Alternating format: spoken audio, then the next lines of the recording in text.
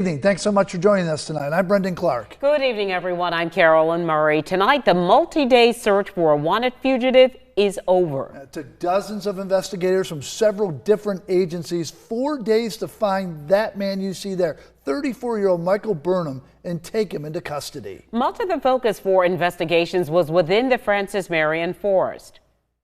So, I want to take a look at the days that are leading up to Burham's capture. Late this afternoon, the fugitive allegedly kidnapped a couple in Pennsylvania, had them drive him here to South Carolina. On Sunday night, we reported that Burham had first been sighted. The Berkeley County Sheriff's Office actually made contact with him last night, but he was able to run and get away. Law enforcement searched Francis Marion Forest throughout the night and most of the day. They credit an observant resident for spotting Burham and calling 911, which led to his eventual capture.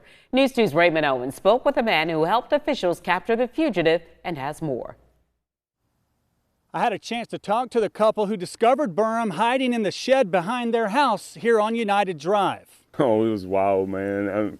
I just got off work. I worked a 12-hour shift. I worked for Bosch and come in. I got here about 3 o'clock and she got a package in the mail. She said, maybe I've been waiting for you to get here all day so you could walk out to the mailbox with me so I can get my package. We get out there and, you know, I was like, well, let's walk around back, just make sure everything's all right. Everything wasn't all right. They first noticed shoes. His shoes were right there, right in front of the pump house. And we come over here and Sadie girl, which is our little Jack Russell Terrier, she started barking and then she comes over this way and starts barking. I seen the shoes and I was like, whose shoes are those? And she said, well, they're not Bubba's shoes. And I know they're not your shoes.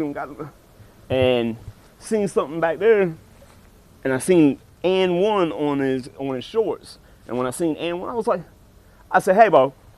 And I went to hollering and cussing at him and I was telling her, she was like, oh my God. But I was trying to get her to the back there. I wasn't worried about what he's gonna do. He ain't gonna come this way. I'll put him down. But he stood up and he said, I'm not gonna hurt anybody, I'm gonna leave.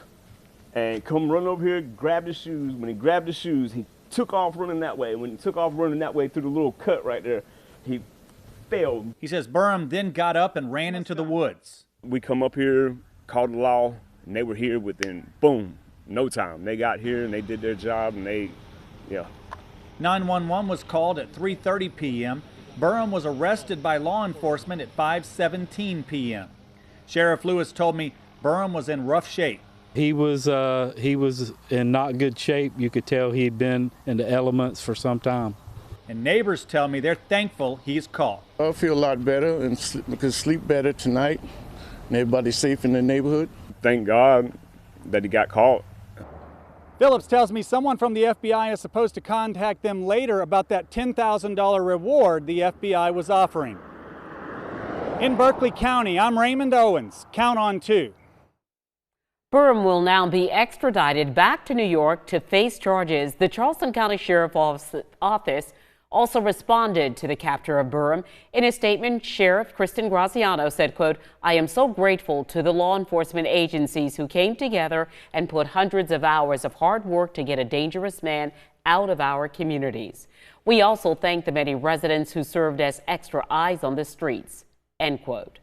This is a story we've been following all week. You can count on 2 to keep you updated with additional information as it comes in. You can watch our broadcast and follow this on air and online at counton2.com.